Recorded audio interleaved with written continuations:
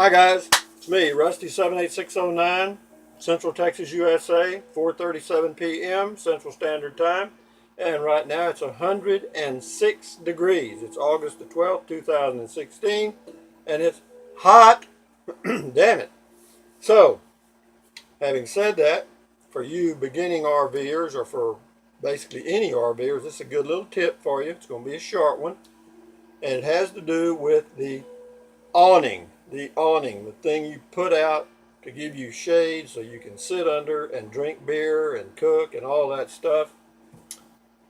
And here's the tip. First of all, when I first started I've been RVing for 23 years, okay? This is my fourth RV. I'm in an RV. This is my studio. You can see how elaborate it is. Kind of showy, isn't it?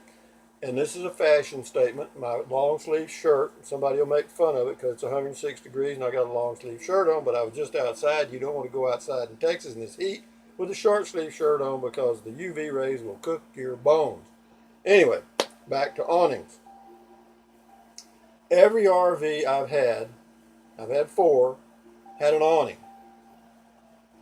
At first, I did like everybody else did. I put the awning out. Every time I stopped, I thought you were supposed to. So I put the awning out. I never bought any Christmas lights and had all the hangy shit. I never did all that. But I didn't have a woman with me either. Okay, it was just me. Had I had a woman with me, we'd have probably had the lights and all the hangy shit. But I didn't. And the carpet, oh yeah, hell, I had the goddamn rug and all the crap you put out. You know, everything. You know, just like at home. Well, after a few years and dealing with the awning, because you put the awning out, okay, and you go to town or some little town around and go grocery shopping, and you come back and your awning is up on the roof of your RV. Why?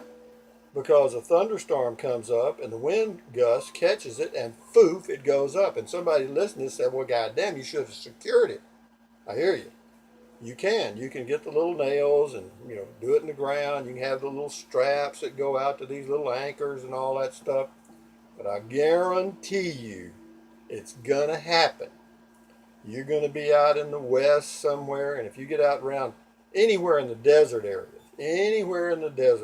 or it doesn't matter, and you have the awning out and you leave for a few hours or several hours to go travel around and check out the area, what you're going to find, it happens. I'm telling you, it just takes one gust of wind and it'll jerk those anchors right out of the ground. And in fact, I was in Big Bend.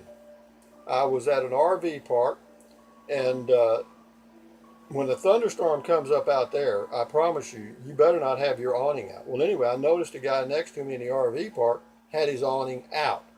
So, me being Mr. Nice Guy, no good deed goes unpunished. So anyway, Mr. Nice Guy me, I go over and I say, sir, I don't know, you've probably never been out here before, but whenever a thunderstorm comes up like this, the winds can go from 0 to 100 miles an hour like that. Yeah, I know, I got it anchored. I said, I know you do, and you've done an excellent job. However, you do need to go ahead and just, put it in, and then when the shower goes, this thunderstorm passes, take about 30 minutes or an hour, maybe more, I'm not sure. But, then you can just put it right back out. I know what I'm doing, man. Goddamn, I've been RVing for 10 years. I hear you. Okay. Forewarned is forearmed. I went back into my little RV. Sure enough, thunderstorm comes up and the wind goes from 0 to 80 miles an hour like that. Guess where his awning was? He was holding one half of it, holding it, trying to keep it from flying out of his hand. The other half was up on the RV, and he was pulling on it. He was an older guy, kind of like me now, but I wasn't that old then. And so anyway, I thought, God damn.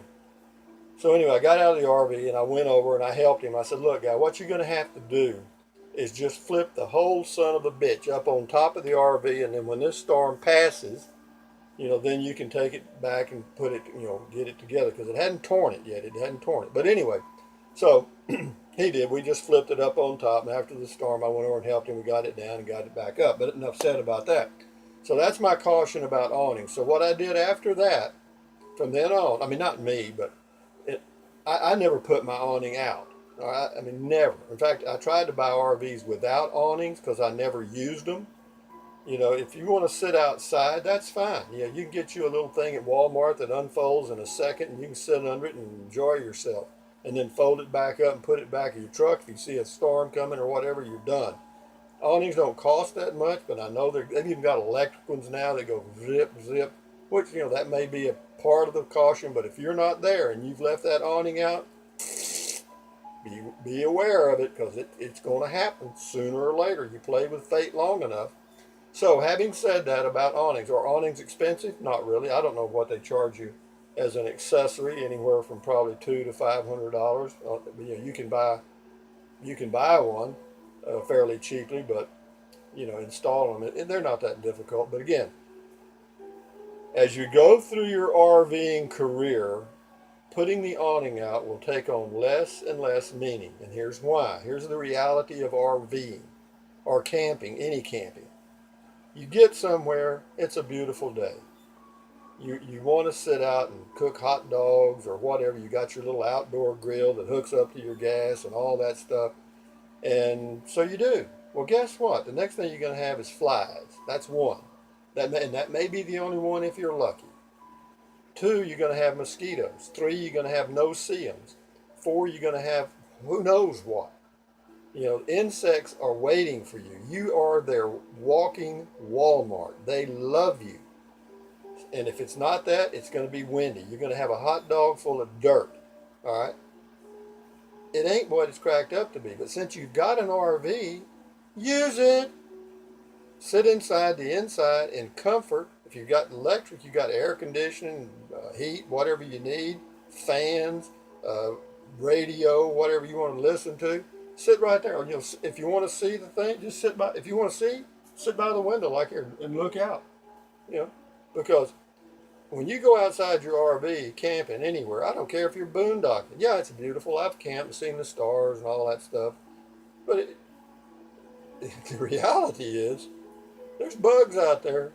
There are. And the wind blows sometimes. The wind doesn't blow. Sometimes it gets high. The wind gets really high, and sometimes it doesn't. You know, sometimes it rains. Sometimes it doesn't. But again, you know, if you've got an RV, enjoy it. Okay? But again, awnings was the point. For me, the next RV I buy, if I ever buy another one, which I may or may not, it will come without an awning. Okay? And that carpet that I used to put out, the little mat and all that stuff, why fool with it? Okay? I mean, I used to have little spikes and shit to hold it down so the wind wouldn't blow it away, or rocks and crap. Why fool with that crap? I mean, a full-time RVer like me, a man by himself, you think I'm going to fool with all that crap? No way. Now, for you beginners or got a wife and whatever, fine. You know, if you want to have that like a little home outside and have your little plants out there, that's wonderful. But, if a thunderstorm comes up, put the awning in. Whether it's electric, push a button, or if it's manual, just let it go back and then put it back out again. You'll never regret it. So having said that, that is my awning tip or tip stories for the day. Is RVing a lot of fun full time? There are moments, yes. And, yeah, there's times, when you go into a place and there are very few people, if any, you got a lot of privacy. It's quiet, scenic mountains with snow, and or it's a high desert and you look out across it, a beautiful sunset, beautiful sunrise. Yeah, there's moments. There's moments, and then there's times, when you're towing your vehicle down the highway, if you've got a travel trailer or a fifth wheel, and you're watching the gas gauge go down to zero, that you're thinking, what is this all about again? Or you pull into an RV park or a campground and you had a reservation and you go in there and guess what? You just won the Bubba lottery. Okay? You back into your site and guess what? He's got his shit everywhere. His stuff all over everywhere. All right? And he comes out and he's got 17 earrings, 4 tattoos, 6 kids, and 3 dogs. And he says, how y'all doing?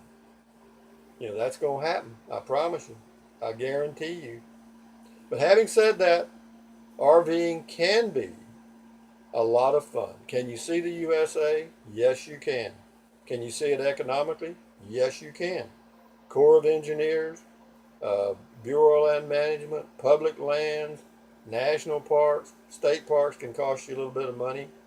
The other ones I named are fairly inexpensive, and you can have a lot of fun. You can see a lot of things, but I'm just giving you some facts to think about for you new guys primarily. You old timers, you're going, yeah, shit, it's so wonderful. We just love it. We sold our home, and now we better love it, because if we don't, we're screwed.